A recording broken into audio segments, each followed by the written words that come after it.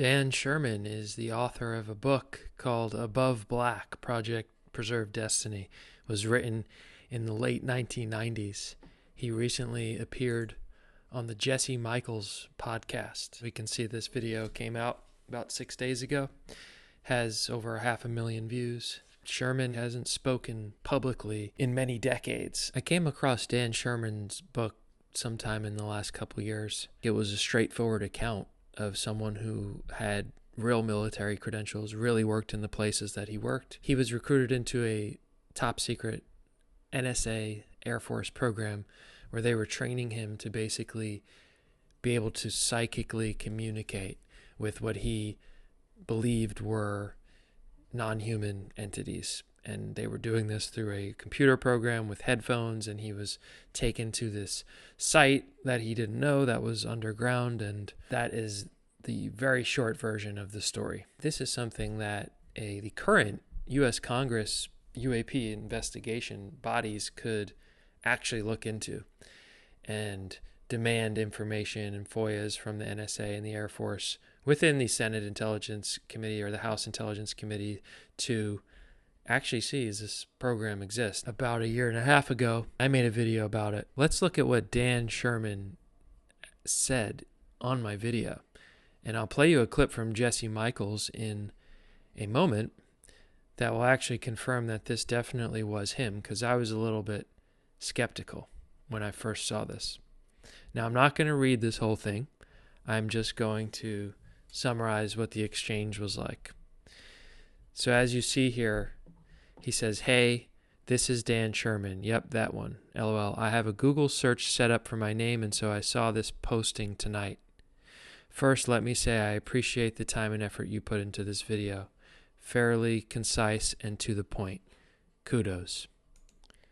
Now, bear in mind, this was 1.5 years ago that he made this comment on my video. And take a listen to what he said just 6 days ago on the Jesse Michels show. After this podcast, I'm probably just going to go right back into my hole. I've already had, since there was a book review that just happened on YouTube just a couple days ago that it came across. I have a Google alert for my name, and so whenever somebody mentions my name, it comes up, and that came up, and so it's two people talking about the book, and just recently there's been a lot of chatter about my book, and I don't know what kind of generated it, but it's probably what led you to it. So he confirms there what he made in the comment on my video 1.5 years ago, where he says, "I have a Google search set up for my name." So for me, it's pretty clear that this is definitely Dan Sherman. If you're someone that gets 30 views on a video, like myself, can have an impact, because if you go back and actually read my exchange with Dan Sherman, and if you go watch my video, I really was bringing him back to light, and I was really making my argument for why I think Congress should investigate him and why his story is so unique and stands out from a lot of the stuff that we have in ufology. If you read where the conversation goes, I asked him if he would come on my channel for a 1-hour interview conversation. And he said that, "I appreciate the offer, but I've moved on. Sorry about that. I do wish you the best, though." But I'd like to think that perhaps my effort here maybe planted a seed in his mind to possibly do an interview at some point. I asked him if Congress has a hearing to investigate UAP, UFOs, would you testify? And Dan Sherman said, "If I'm summoned, I'd have to, but yes, I would testify, of course." This was also corroborated by what he told Jesse Michels the other day. Would you testify before Congress? Oh, yeah, You'd go under oath. Oh, definitely, but I would do it, but it's not going to, for me anyway, for my project so long ago, I don't think it's going to really reveal a lot of information. But if you were called to go, like, in a couple weeks, you'd go out there. I would give any information that I have. I would just disagree that his testimony wouldn't do anything, because in a real investigation, it certainly would, as I've said, in what could be looked up and investigated. Anyway, potential, possible little mini moral of the story for any YouTubers out there is that you never know when your video with 30 views could have a sort of trickle effect over time and perhaps contribute to something bigger happening. Let's get into the first set of clips here, and these revolve around the question of, was Dan Sherman, so he was doing what he believed was a secret program where he was telepathically communicating with non-human beings. So one of my questions was always, how likely is it that it was non-human beings, aliens, gray aliens, as he, I think, said it? Or could it have been a sort of mind control experiment where he was being given voices, or there was some sort of angle like that to psychic research? Jesse Michels actually asks him questions about this, and we'll take a listen to his responses now. In this clip, he describes how it felt to be receiving thoughts in his head. Felt like it was external from me, kind of, when compared to your own thoughts. Yeah. It wasn't external. It didn't really feel external. It was here, I know, but compared to your own thoughts, it feels very foreign and very different. So what happens next? I thought that was just an interesting short bit there to see how he described what that experience was, where he felt that he was getting communications from a non-human intelligence. What it made me think about was, this is a book I would recommend called Controlling the Human Mind by Nick Begich. I think that's how you say the last name.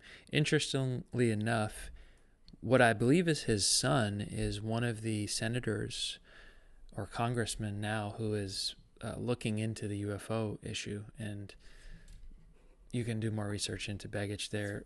Seemed to be that they're from Alaska, and he did a lot of research into DARPA and whatnot. This book I thought was really interesting because it's really all based on documents, and he gets into the research, for example, of Dr. Jose Delgado, who worked for the CIA, I believe. I believe he was one of the MK Ultra doctors. And you read this stuff, which again, he puts all the footnotes and shows you exactly where the information's coming from. A lot of it being military research publications. And, he was in the 60s, right? Or even the 50s, 60s, into the 80s, working on this technology that could basically make you hear a thought in your head with a device. So just think that that's interesting, and I think that what Dan said in that clip sounds like it could be something like that. It could be that he was communicating with some other type of intelligence. I don't know. I don't really have a strong opinion on that.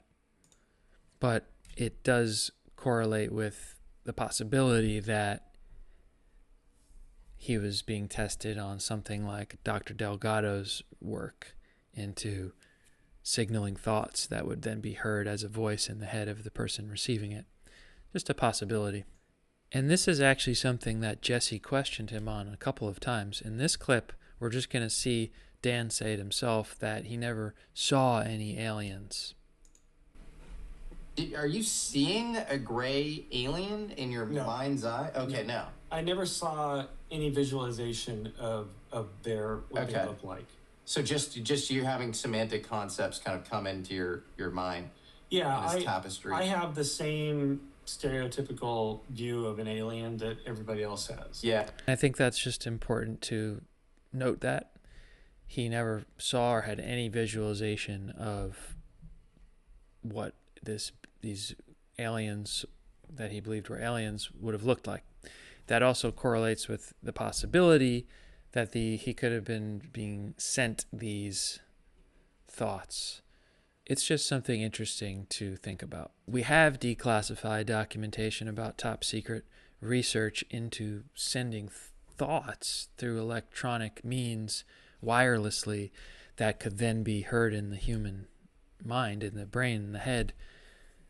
We don't have any declassified documents that talk about communication with aliens. So just going off of what's available for us to confirm or not. In this clip, Jesse asks him directly if he thinks that this was possibly what was happening. So, did you ever think maybe you were part of a human parapsychology program and they were tagging it with the alien thing? I gave that some thought, especially when I was writing the book. I wanted to kind of flesh out my thoughts on how it was how it would be interpreted into the public, you know, and what people would ascribe to my experience and how they would try to block or try to get it off at what I thought and go into other areas. And so I did think of that. And I guess it's possible, you know, it's not impossible, obviously, because I never saw an alien. I never, even visually, I never saw an alien. I never got any indicator as to what they were human or not. But I can say that the way the communications happened, unless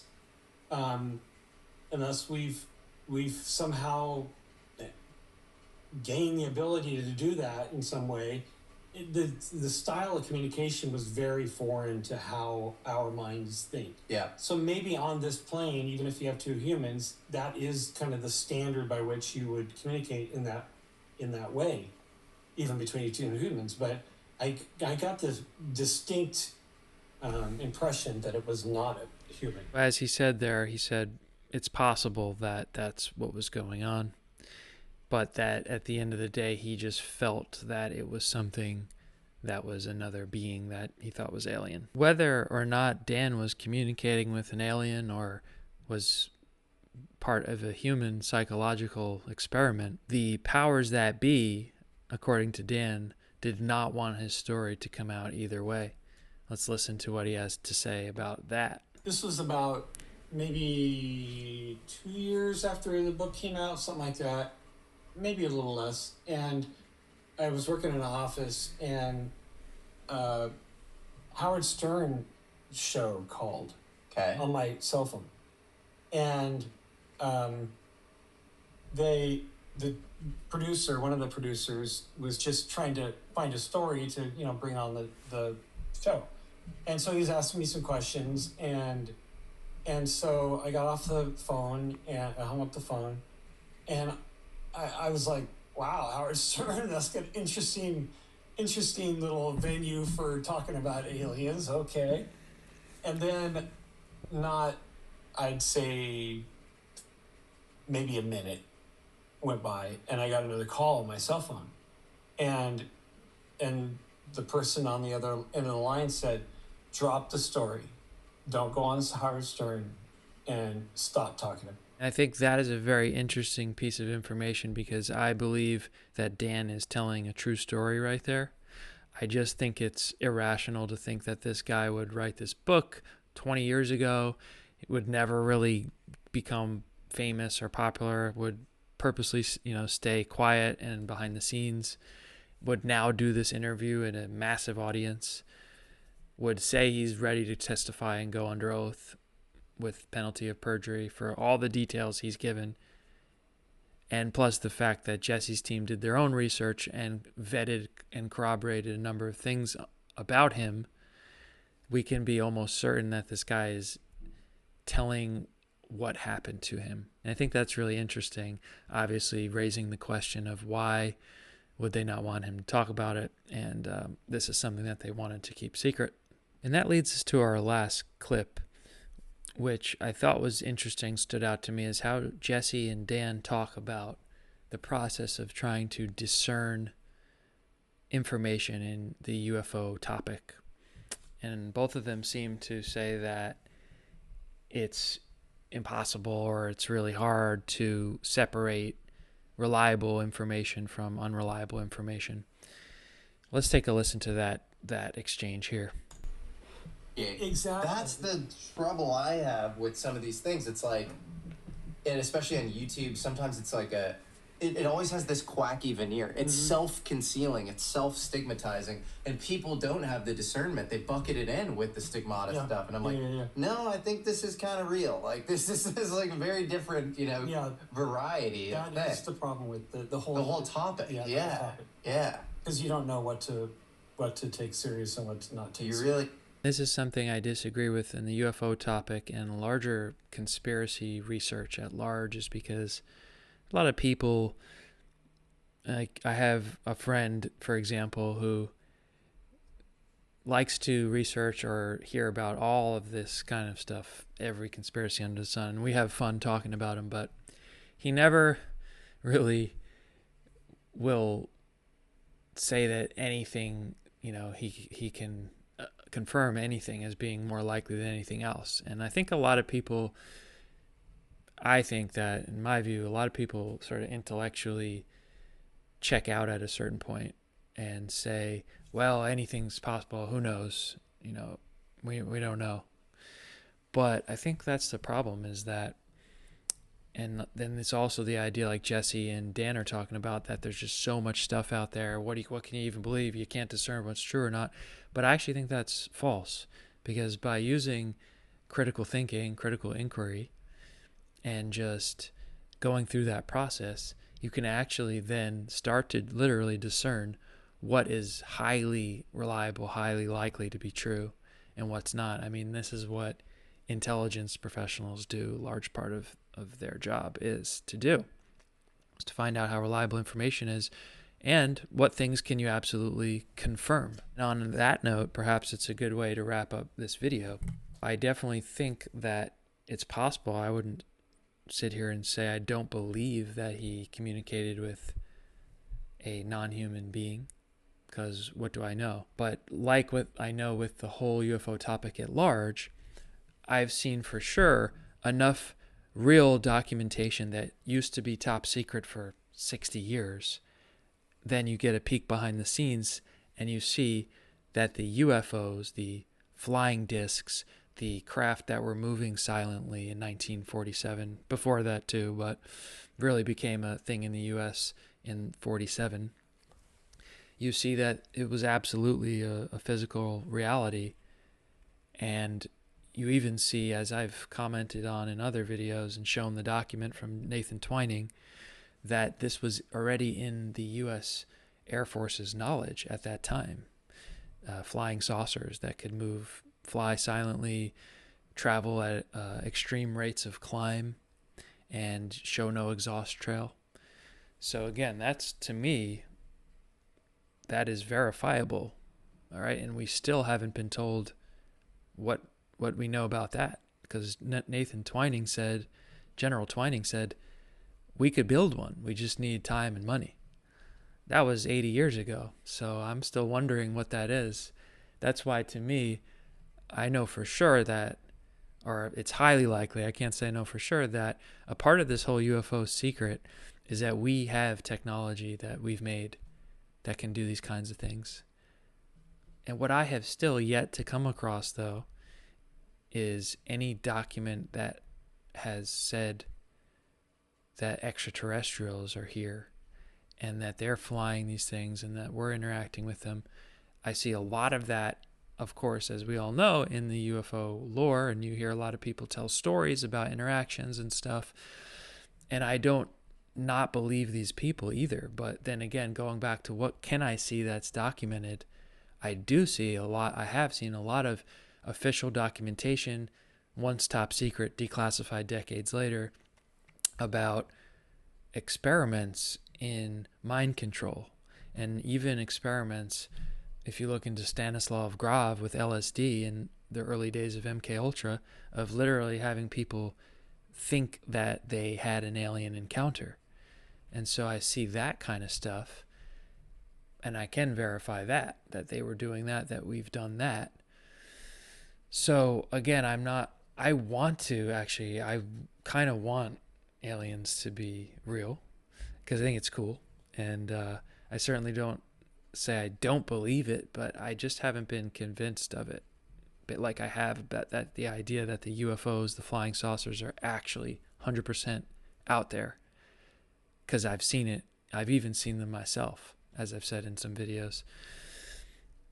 And it's obviously objectively true that the government is keeping it a secret, whatever they are, all these years. If the secret was that it was aliens and extraterrestrials, why would there be all these psychological operations to make people think that, if that was the secret? Why would Hollywood have free reign all these years to make all these movies about aliens if that was the big secret? How many movies have we seen where the secret is we cracked anti-gravity back in the 40s and we've been keeping this technology away and we've developed a whole secret branch of the military government that's flying these things around and who knows what they're doing? We see that for some reason the intelligence agencies over the years have pushed people to want to focus on the alien part of it all.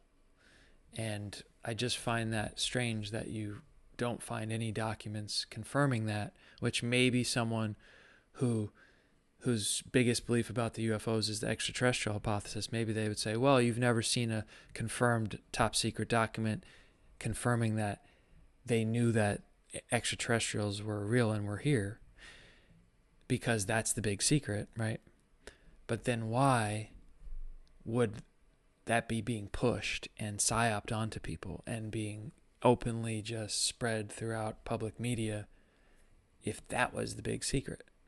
And why is the idea that we have them not something that it's seen as, much less popular of a hypothesis and much more doubted, even though there's so much more of a paper trail that would lead one to reasonably conclude with a high probability that that is a core element of the physical manifestation of what we know is happening.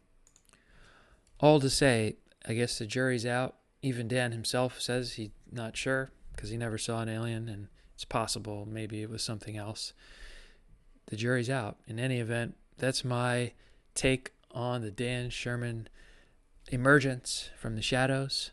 We'll see where it goes. Congress, definitely get this guy to testify under oath. If you ever get a real investigation together, look into all the details. Use your authority and access to look into these programs and the Project Preserve Destiny and all of this, and be wary of the probably fifth dimensional chess that the intelligence agencies, whose job is to continue to protect this secret, are doing. And I just find suspicious that they're always leading into this extraterrestrial area. I would also say, think about what David Grush said in 2023 when he said there has been, quote, a sophisticated disinformation campaign targeting the American populace that's highly unethical and immoral. And lastly, I would say, much respect to you, Dan, for going out and doing that show. I think that's great that so many people are going to look more into your story now. Take care, everyone out there. I'll see you in the next one.